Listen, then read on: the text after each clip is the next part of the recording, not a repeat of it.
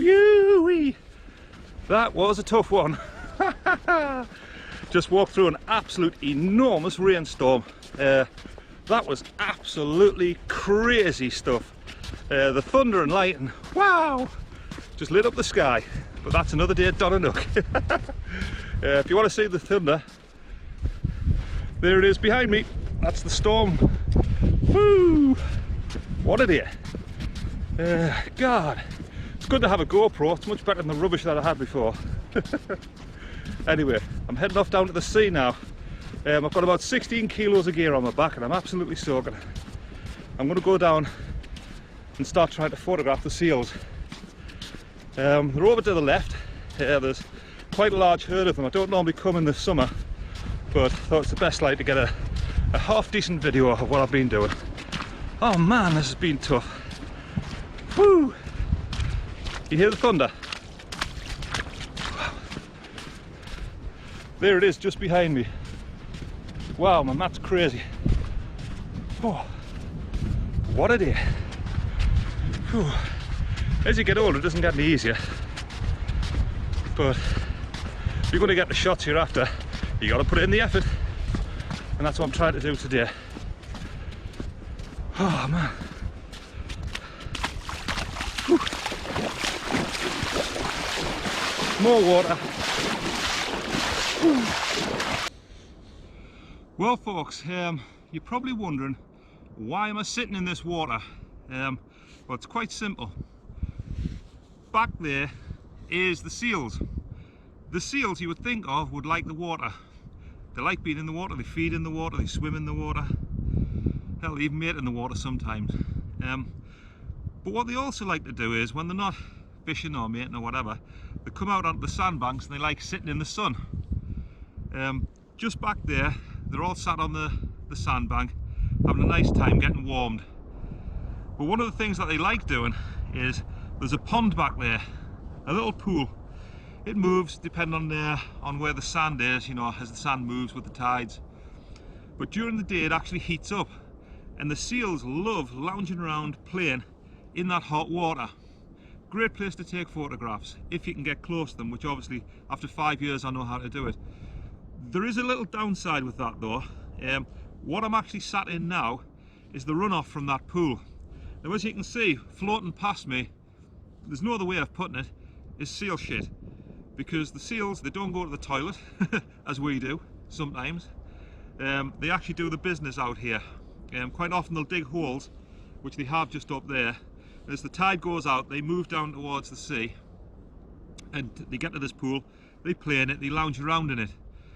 But also when they defecate in it, it then runs off and runs out to sea. And one of the ways it runs off is through this here. So you're probably wondering, why am I sat in it at the moment? Well, the reason I'm sat in it is if you check on the website, you might see some of the pictures that I've taken. And some of the pictures I've taken are of seals coming through water. Guess what water they're coming through? This. So unfortunately, I've got to sit down in this, and I've laid down in this, and I've gotten some pictures of the seals coming through the water in this. Unfortunately, I stink. There's no other way of putting it. Some of the times when I get in the house, the wife just goes absolutely ballistic and tells me off for stinking. But then again, all this gear here is fully waterproof, so it's not actually too bad. But like I said, one of the things I'll do is, little seal pond back there, hot day, gets warm, seals play in it, defecate in it, sometimes come through here and swim in it. Sometimes the seals will come down here and head up towards it, and they swim through this. So I'll get me photographs of it, waiting around here. Don't disturb them, don't go near them, they don't know I'm here because of the techniques that I've got and how I know what I'm doing. But yeah, this is one of the things that I do. Sat in a seal toilet, it absolutely stinks, but what can you do? So the next thing is to go down to the sea and see who's at the sea.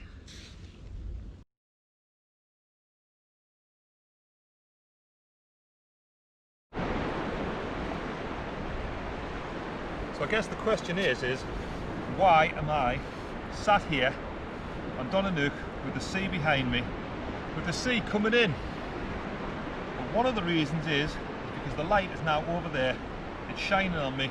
I won't get any shadows on any of the photographs that I'm taking. But one of the things about seals is, when they're on the land, the vulnerable. The people they're vulnerable to is basically us. We're their only predator in Great Britain. But when they're in the sea, they're safe because they know that we can't harm them. So with them being very inquisitive, what they do is they can see me at a distance, and if they're swimming past even, they'll come into the sea and they'll swim around, and you can't quite make them out, but there's quite a few of them behind me in the sea, and they're bobbing up and down and they're looking at me and they're wondering, who's that? What is that? Who is that strange man on Donna, Nook, all on his own with no other photographers here, in the rain and the thunder? Well, the reason I'm here is, as the sea's coming in, they're going to get closer to me, and I can sit here with my long lens, my 1DX, my 7D2 at times, and I can get shots of them bobbing up and down in the sea. They're very inquisitive, so they come fairly close, to be honest with you, and if you've got a long lens, which you should always shoot seals with a long lens, so you're nowhere near them, you are not disturbing them, and you're certainly not disturbing them when they're in the water, because they know we can't hurt them. And you may have seen plenty of the videos from the Farne Islands where there's been people swimming off the Farnes, and the seals will come right up to them and touch the divers in the face with the snouts, with the flippers, because they're that inquisitive. So I just sit here, I've got the sun shining on them, there'll be no shadows on their heads, so as they come towards me and they go through the waves, I might get that shot, which is on my website, which took quite a few attempts to get, and many years, of a seal coming through the waves. It's, as I said, it is tough because I'm getting hit by lots of rain. There has been some thunder and a little bit of lightning. This is made out of metal and it's very expensive. As you can see, I haven't got the covers on at the moment. The reason being is it's just about stopped raining, so I took it off. But normally when you come down here, it's always the best idea to put your cover on, because if the sand gets into the lens, it can knack it. Same as if it gets into the camera, even though it's pro gain, it's very well made. So when I'm getting much lower and I go over to where the seals are behind the sandbanks, again, not disturbing them, the covers will be on. It's one of the main things you absolutely have to do. Protect the gear and also protect yourself. So I'm going to take some photographs of the seals now. I'll pop them on the video and see what I get.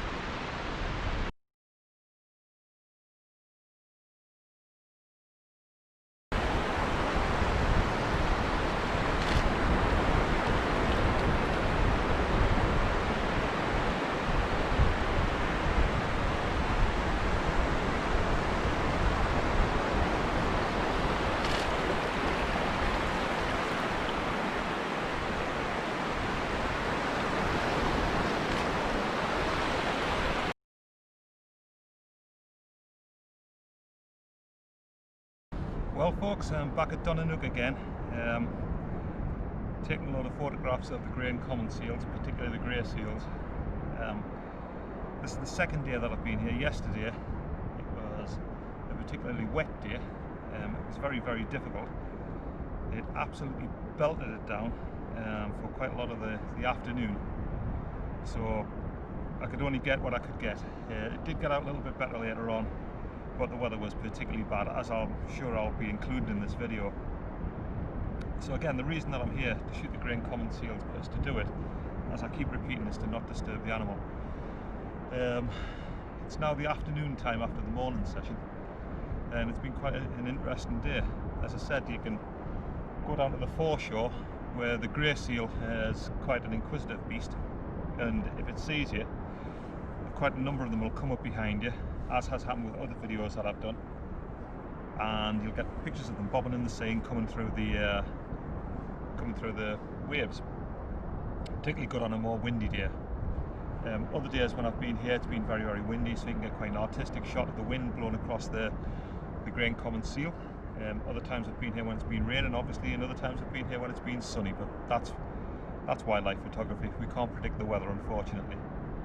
The good thing is now that I've been here quite a lot of the times, I know about the tides, I know about the tide times, I know about the shifts of the sand, and most importantly of all, you learn your field craft the more that you come, and you understand the behaviour of the animal and how you can get those shots without disturbing the animal. And as I say, I will be posting quite a few of the ones that I've got and show you that it can be done, and it can be done quite safely. But you have to be aware, you know, of the tides, the times that they come in. There is a potential to be cut off, and obviously you want to take the shots where you're not harming the seal. Unfortunately, there's quite a few photographers who, I mean, more so in years gone past, but still occasionally now, who want to come out here and get pictures of those beautiful pups on the beautiful golden sand with no clutter around, no grass. Because if you see them up at the fence up there, quite often you can get shots but they've got a lot of grass in that in, because that's where predominantly the females will give birth. Still possible to do some great shots up there. I've done quite a few up there, but I would advise anyone, please don't come out here November, December time when they're popping, because you're just going to disturb the animal, you're going to disturb the mother, you're going to disturb the pup. The mother might abandon them. Not worth it, absolutely not worth it. And remember, these are a protected animal, and if you do disturb them, you can be prosecuted. The other thing I would say is, when you do go around and you do see any pictures of seal pups and they've been shot with wide-angled lenses, you can quite easily tell, and they've been shot out here with wide-angle lenses, just talk to yourself and think, how close did that photographer get to that pup to take that beautiful picture? They must have got as close as what I am to that GoPro camera I'm now recording on. That pup would have been stressed, the mother would have been stressed, it might have abandoned it. Was it worth it really? Well, they should always be shot, big lenses, crop sensors cameras if you've got them, shot at a distance. Obviously there is a problem with heat haze on hot days. Best time comes during the winter, don't come during the summer. And just, you know, come out, get some great shots as I have. I will say this is that I've now been here about 6 times, and, well, sorry, over the course of 6 years, and a lot of what I've learned is about the behaviour of the seal. I know exactly what they do, where they do it, why they do it, and it gives you a big edge of how to get close to the animal. I won't obviously say how I do it, that's more of a trade secret, but the more you come out here, the more you will learn. So, as I do say to people, is this is wildlife photography. This isn't sitting in a hide with, you know, animals which have been baited. This is proper hardcore wildlife photography. You do it yourself. I've learned everything myself, and I'm quite proud of some of the pictures that I've got, which I've obviously posted on the website. So, with no more ado, I'm going to go back, take some more pictures, maybe do another few videos, and we'll see how it goes.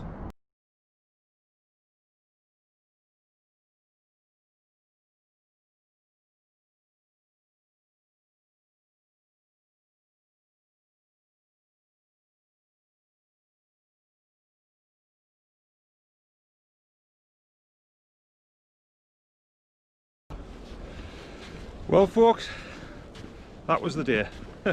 That's Donna Nook. It's been a long day, been an exciting day. I think it's best summed up by saying, when I first got here, the weather was great, it was looking good.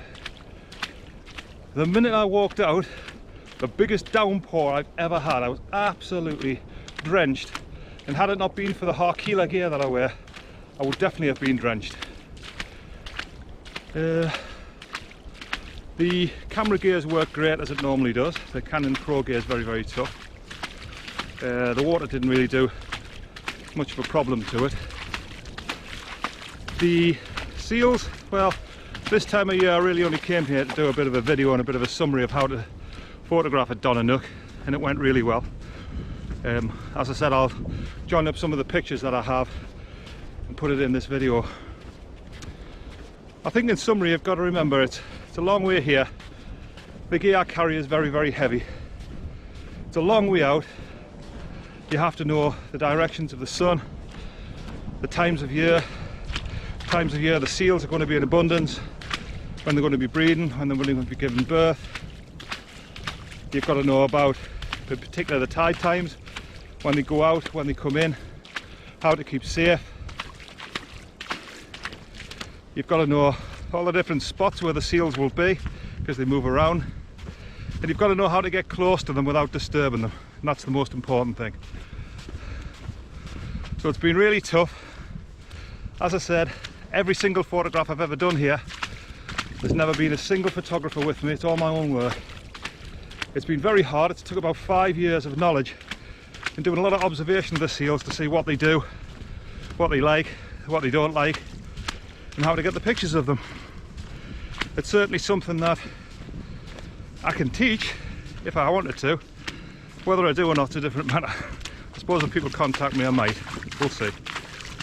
But it's a great day out here, but just remember, your welfare and the welfare of the seals paramount. So I'm now going to walk back, I'm going to jump in my motorhome, and I'm going to go to a little campsite and do it all again tomorrow. That's if the wife lets me. So I hope you enjoy the video, I hope you enjoy the pictures, but remember, this has been brutally hard, as it usually is when I come down here.